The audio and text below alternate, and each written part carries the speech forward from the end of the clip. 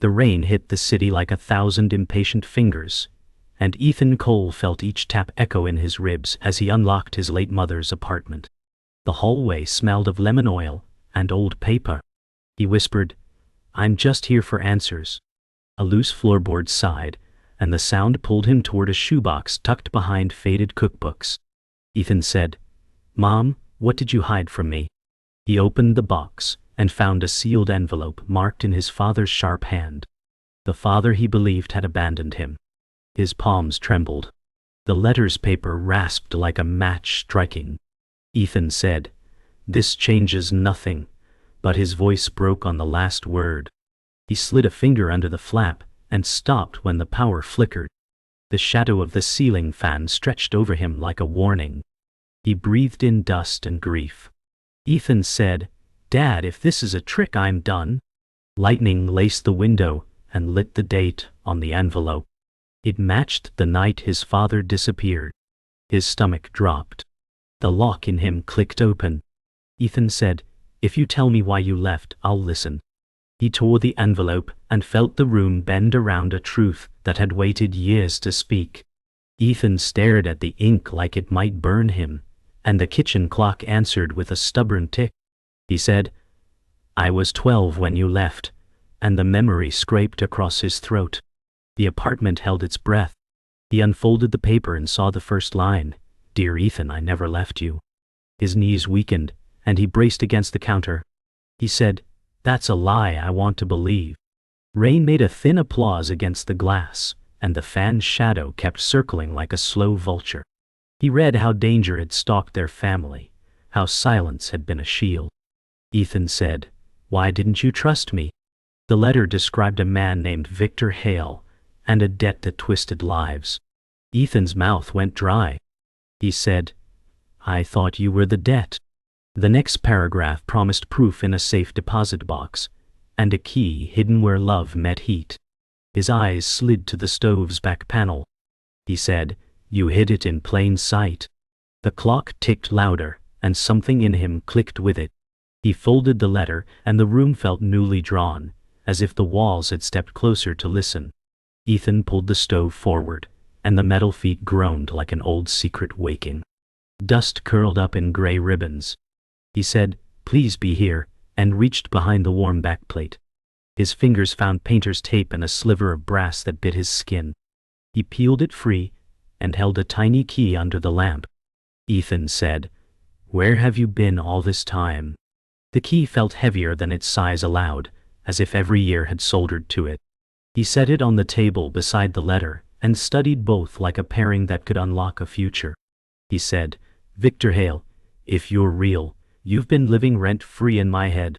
Lightning flashed, and the city glimmered like wet glass shards. He pulled out his phone and hovered over contacts, stopping on Jamie Park. He said, "I need someone who won't let me run." He slid the phone away. Not yet. The clock struck 12. He pocketed the key, folded the letter again, and felt a steadier rhythm take root under his palm. The hallway mirror threw Ethan back a version of himself he did not fully know. He said, "You've been surviving, not living." His reflection looked older than 32, the work nights etched under his eyes. He tucked the letter inside his jacket and stepped into the rain. The city greeted him with steam and neon. He said, "Dad, I am going to hear you out." Sirens braided with thunder, and the street glistened like a dark river. He walked to the corner where his mother used to buy flowers on Fridays. The Loris gate was down, and a metallic scent rode the air. Ethan said, "Secrets always rust." He turned up his collar and scanned the blocks as if a name might step out from the brick. Memory flooded hard. A boy waiting on a stoop, shoes tied too tight, listening for a key that never turned. He said, "I won't be that boy again." He palmed the brass key and felt it answer with a cold certainty that reached his bones. Ethan cut back through the alley behind the apartment, where deliveries rattled by day and ghosts argued by night. He said, "If this key opens my life, I'll turn it." A figure stirred at the far end, only a silhouette against a garage light. He froze, breath thin. The shape paused, then moved on, careless and mortal, leaving only the echo of boots. Ethan said, "Paranoia is a tax I'll pay." He returned upstairs and spread the letter on the kitchen table, smoothing its creases as if gentleness could summon truth. He dialed and stopped at Jamie's name again. He said, "Tomorrow." He opened a drawer and found a small fireproof pouch, slipped the letter and key inside, and sealed it with an iron press. He said, "You're coming with me at first light." The rain softened to a hush, and the fan shadow faded. He turned off the lamp and let darkness sit beside him like an equal. He said, "Whatever you are, I'm listening." Morning thinned the rain into threads, and Ethan watched them stitch silver lines across the window. He said, "I slept like a locked door, and the apartment answered with the soft tick of the clock." Coffee steamed beside the fireproof pouch. He pressed the pouch and felt the key like a heartbeat. He said, "If I open this life, I can't pretend again." The letter's ink carried a voice he had buried under overtime and quiet birthdays. He traced the date and saw his 12-year-old self waiting on a stoop. He said, "I learned to finish things alone." A cluster of missed calls blinked from his phone, and Jamie's name held steady like a lighthouse. He said, "I wanted to call before the storm." Guilt moved through him like a slow tide. He pictured his mother humming over the stove, hiding a secret where love met heat. He said, "You kept me safe, but I grew sharp where I should have grown kind." The rain eased to a hush, and the city cleared its throat. He slipped the key into his pocket and felt both weight and permission. He said, "Today I face the truth, even if it breaks me better." Ethan opened the hall closet and found a shoebox of snapshots that smelled like cedar and August. He said, "Show me who we were," and the photos obliged with sun and scraped knees. Picture of his father at Coney Island flashed a grin that made promises to strangers. He said, "You looked like a man who would stay." Another showed his mother braiding his hair for a charity run, laughing at a knot. He said, "You were the country of safe." He held a torn Polaroid where the edges had pulled apart like old arguments. The back read, "For the day we tell him." He said, "Tell me now, please." He sat on the floor and let the collage become a map of rooms and hope. The silence did not feel empty. It felt crowded with versions of him. He said, "I built armor from overtime and silence." The clock chimed 9, and the quiet snapped. He gathered the photos into order like soldiers. He said, "I will not march for fear anymore," and he stood with the letter warming his pocket. The diner on 6th smelled like oranges and chrome, and Jamie was already in a corner booth with 2 coffees. She said, "You get 1 veto and 1 truth," and slid a cup toward him. Ethan sat and felt the seat offer a truce. He said, "I found a letter from my father," and Jamie's eyes narrowed with care. She said, "Do you want to be believed or challenged?" He laughed without joy and rubbed the key in his pocket. He said, "Both, because I don't trust my wanting." Jamie leaned in, her voice a steady metronome. She said, "You were 12, and you made a contract with pain." He blinked as the words found the tender seam. He said, "The letter says danger, a man named Victor Hale, and proof in a box." Jamie tapped the table once like a gavel. She said, "We go together, and you do not ghost me." The waitress poured refills, and the steam softened the room. He said, "I'm scared of the version of me that forgives." Jamie slid a small notebook across the table, filled with tidy columns and stubborn ink. She said, "List what you know, not what you fear." Ethan wrote dates, names, and the shape of a night that never ended. He said, "I became excellent at leaving first." Jamie watched the words pile like bricks. She said, "Your excellence kept you lonely." He nodded and tasted the truth like metal. He said, "I rehearsed disasters to avoid surprise." Jamie's mouth bent into a half smile that refused to flatter. She said, "Then rehearse courage until it fits." The page looked like a map of exits, and finally a door. He said, "Victor Hale is the wrong kind of gravity." Jamie pointed to the bank name in the letter header. She said, We go there before noon, and you let me drive. He exhaled, and the tension loosened a notch. He said, if this breaks me, you hold one piece until I can carry it. They stepped outside, and the rain had slowed to a rumor that brushed their coats. Jamie said, name the fear out loud, and hailed a cab with an easy snap. Ethan watched the yellow blur arrive like a choice. He said, I fear finding proof he loved me, and knowing I wasted years. The driver nodded them in without curiosity. Jamie said, pain counts the wrong currencies. Ethan gripped the pouch and felt his pulse even out. He said, I am not 12, and I am not a locked door. The cab rolled past the florist gate, and memory softened from blade to echo. Jamie said, you bring the key, and I bring the witness. He looked at the city, and saw not threats but thresholds. He said, if truth is heavier than anger, I will lift it. The bank rose ahead with glass like calm water. Jamie said, walk in like your future is legal. He smiled, small but earned, and let hope sit in the front seat beside him. The bank lobby smelled like marble and sanitizer, polished against fear. Ethan said, every step echoes like a trial, and the vault door gleamed at the end of the hall. Jamie touched his sleeve. She said, you are not alone unless you choose it. The receptionist eyed them with the bored suspicion of someone who knows stories hide in pockets. Ethan's fingers grazed the key through fabric. He said, this is the proof or the undoing. A guard shifted weight, and silence sharpened. They were led to a private room with a table like an interrogation bench. Clerk said, box 417, and his tone held no clue. Ethan slid the key into the lock, and the steel whispered open. He said, this is where ghosts keep their receipts. Inside lay a folder stamped confidential, and a cassette tape labeled with his father's hand. His throat locked as if he had swallowed the past whole. Jamie said, breathe, Ethan. Let the truth come at your pace. He pulled both items out, and the air thickened into a curtain that would not lift. The cassette between them like a verdict waiting for language. Ethan said, I don't even own a player, and his laugh broke brittle in the room. Jamie leaned close. She said, fear always arrives dressed as inconvenience.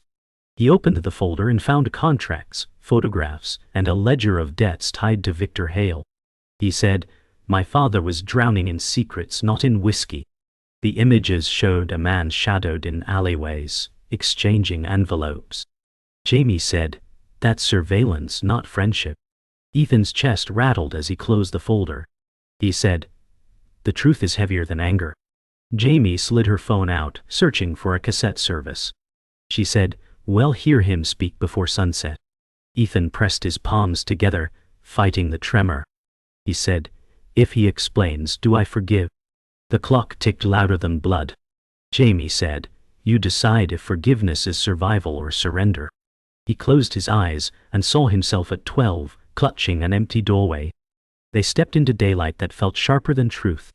Ethan said, every face looks like it could know my secret, and the street swarmed with umbrellas.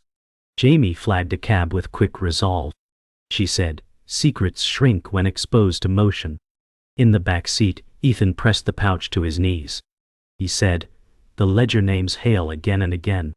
The driver hummed, blind to the weight carried in silence. Jamie said, a name is only a lock if you never turn it. Ethan remembered whispers from neighbors calling his father reckless. He said, reckless is a word that keeps me safe from calling him brave. Rain traced the glass, and buildings blurred into watercolor. Jamie tapped the pouch once. She said, courage is not polished, it's bruised. Ethan felt his jaw tense. He said, if I face Hale, I risk finding his shadow in me. The city lights fractured in puddles as the cab surged forward. They found a pawn shop with a dusty cassette player, its glass front reflecting neon scars. Ethan said, this is where the past charges interest. Jamie tested the buttons and nodded at him. She said, when you're ready, I press play. He shook his head. He said, If I hear his voice, 12 will come back and ask me why.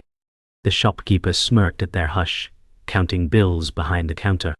Ethan gripped the cassette like it might dissolve. He said, "Every second is a cut waiting." Jamie slid coins into the man's hand. She said, "Truth isn't free, but it's cheaper than lies." The hum of the player filled the silence, waiting. Ethan said, "If he tells me he loved me, I might break worse than if he left." Jamie's eyes softened but did not flinch. She said, "Breaking is sometimes building." He placed the tape on the deck and felt his hand tremble into surrender. The tape clicked, and his father's voice slid out raw and certain. "Ethan, I never abandoned you. I chose silence to keep you breathing." Ethan's lungs seized as if the words struck ribs. He said, "I waited decades for this sound." His father described debts owed to Victor Hale, threats that bled across nights. Jamie listened without blinking. His father said, "I left so the fire wouldn't touch your mother or you." Ethan pressed fists to his knees. He said, "You burned me with silence instead." The voice faltered, then promised a day of return that never came. Jamie whispered, "He fought absence with absence." Tears cut through Ethan's control. He said, "I wanted anger to be enough."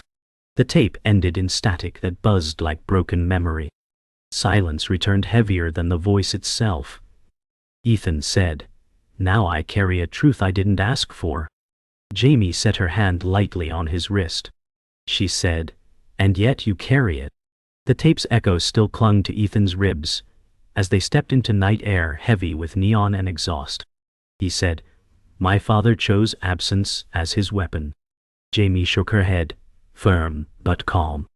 She said, "He chose fear, not you." Ethan felt the cassette in his pocket like a coal that wouldn't cool. He said, "Hale's name is carved into all of this." A figure across the street lit a cigarette, watching too long. Ethan's spine stiffened. Jamie said, eyes forward, "Don't feed shadows." His stomach turned as the lighter flared and died. He said, "If Hale is still alive, he knows I opened the box." Jamie met his gaze, voice steady. She said, "Then the box is also your weapon." The street hummed with noise that didn't belong to them. Ethan said, "Secrets create predators." She countered, "Truth creates choices." He swallowed hard, feeling the weight of both. He said, "Then we choose to walk straight into the dark." The diner booth became a war room, their table cluttered with scribbled notes and copies of the ledger. Ethan said, "Every debt leads back to Hale like arteries to a rotten heart." Jamie leaned over, her finger tapping a name circled twice. She said, "Here's your proof. Politicians tied to him." Ethan rubbed his temple, exhaustion dragging at his bones. He said, "My father didn't just leave us, he fought a war I never saw." Jamie's eyes sharpened like glass. She said, "And you inherited the battlefield." Ethan pushed the ledger away. He said, "What if I'm not built for this?" Jamie's hand pressed the table firm. She said, "You're already in it, and the fight is naming yourself." Ethan closed his eyes, voice low. He said, "Then I'm done being silent."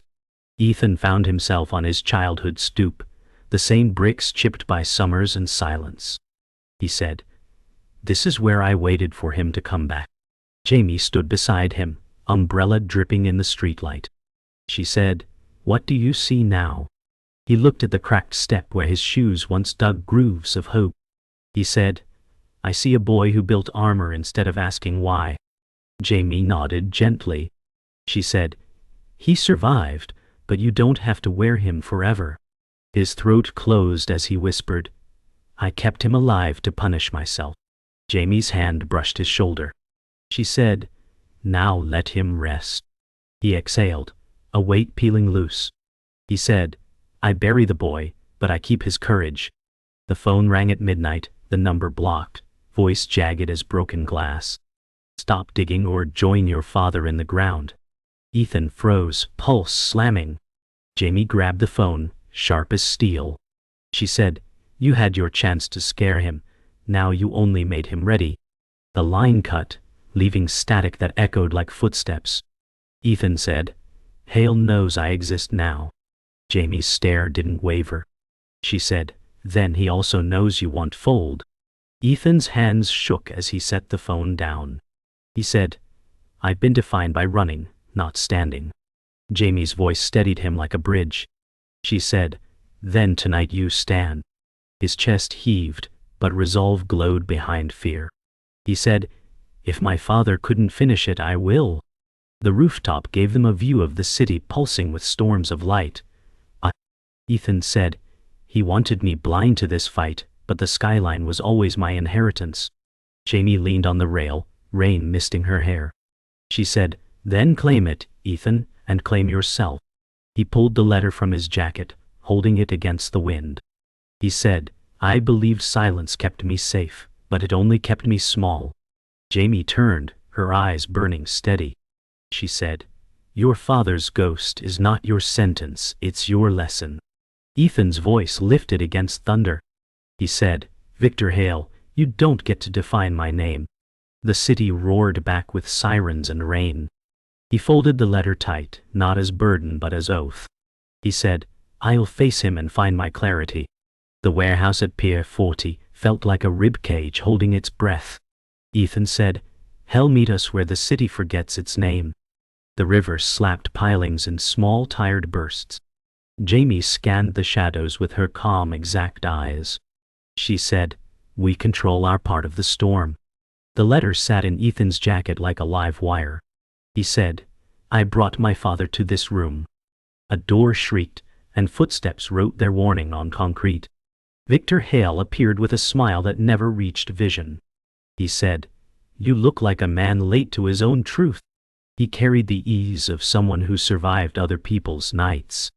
Jamie shifted closer to Ethan, a quiet anchor. She said, "We're here for answers, not theater." Hale's laugh scraped the air. He said, "Answers cost more than rage." The river wind cut through Ethan's doubt. He said, "Tonight, I pay with the right currency." Hale circled like a salesman who sold air. He said, "Your father mistook debt for destiny."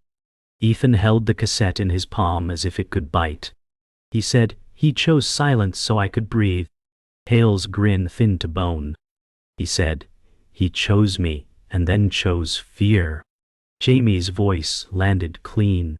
She said, "You chose threats because facts won't cooperate." The ledger copies slid from her folder like cards in a rigged game. Hale glanced at the names and shrugged at history. He said, "The city eats those who bring paper to a knife." Ethan felt the old boy in him knock on his ribs. He said, "I brought witness, courage, and the river." Hale's eyes warmed with calculation. He said, "You think character is leverage?" Jamie's reply barely moved air. She said, "It is when we refuse your price." Hale motioned to the river door, and the night muscled in. He said, "Your father made a promise he could not keep." Ethan tasted rust and memory. He said, "He kept me alive." Hale's gaze tried to measure the cost. He said, "Life is cheap when it stays afraid." Jamie stepped forward, shoulders quiet and sure. She said, "Fear ends here." Hale's jaw clicked at the word. He said, "You two mistake bravery for math." Ethan drew a breath that felt like a first. He said, "Here is the equation. I speak. You fall." Hale's chuckle thinned.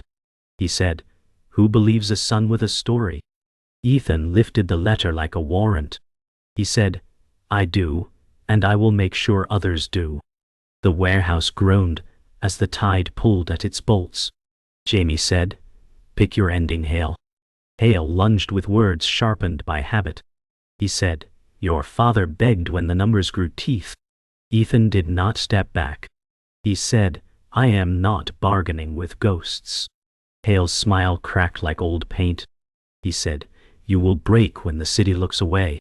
Jamie lifted her phone and pressed record. "One," she said, "the city is listening now." Ethan felt his fear get smaller and more specific. He said, "I feared forgiving a man who left me. Now, I fear becoming the man who never tries." Hale's shoulders slumped by a breath. He said, "You don't know the cost." Jamie didn't blink. She said, "We are done paying," in silence. The wind slammed the door, and the sound crowned the moment. Ethan said, "Speak the truth, or I will name it without you." Hale finally set his hands on the table of air between them. He said, "Your father ran not from you, but toward you." Ethan felt heat rise behind his eyes. He said, "Then you hunted the space he left." Hale's voice frayed. He said, "I kept wolves from your door and charged him for it." Jamie's tone cut clean. She said, "You sold protection from your own shadow." Hale exhaled defeat shaped like smoke.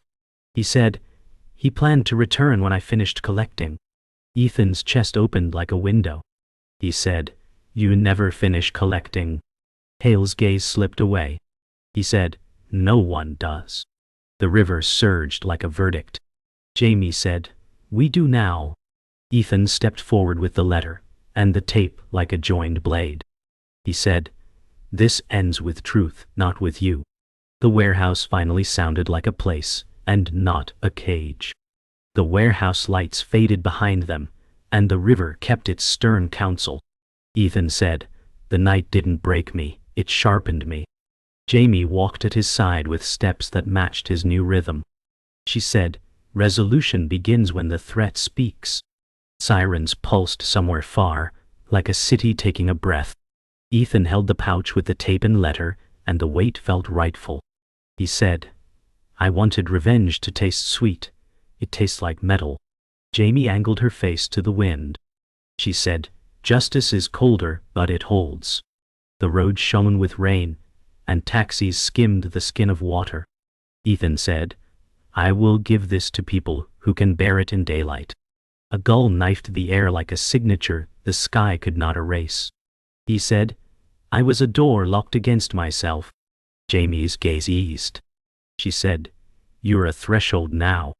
Ethan straightened and felt 12 years old loosen their grip. He said, "I release the boy but keep his courage." The night did not answer, and for once the silence comforted him. The precinct's lobby smelled like coffee stubbornly losing to bleach. Ethan said, "Daylight, like we promised." Jamie placed the ledger copies on the counter with a steady palm. She said, "We want an investigator who cares about verbs." A detective with sleep crushed into his tie lifted an eyebrow. He said, "Start with your names and your evidence."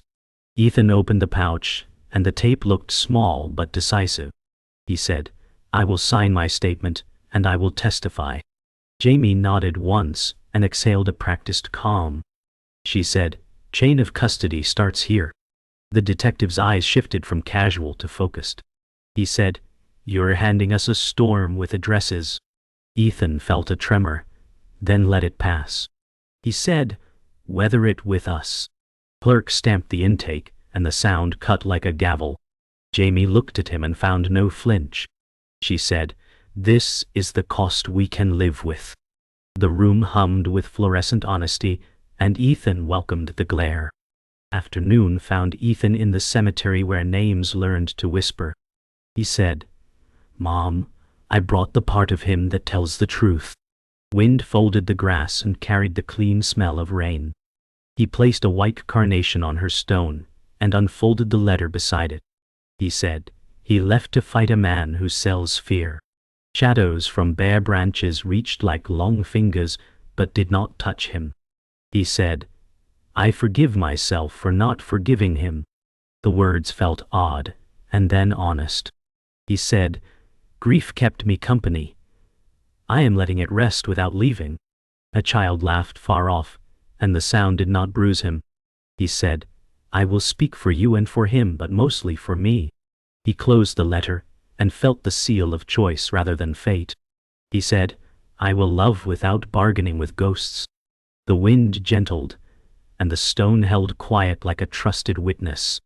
Back at the apartment, dust danced in late light like a tiny parade. Ethan said, "This room taught me to whisper." Jamie set a kettle on and leaned against the counter. She said, "Teach it how to listen." He placed the cassette deck on the table, and did not press play. He said, "I know his voice now. I don't need to bleed it again." Jamie handed him tea that smelled of citrus and steadiness. She said, "Then mark the turning." He opened a blank notebook and wrote today's date without shaking. He said, "Statement given, evidence logged, fear named." Jamie smiled, the kind that respects distance. She said, "Tomorrow is not a verdict, it is time." Ethan let a laugh come without apology.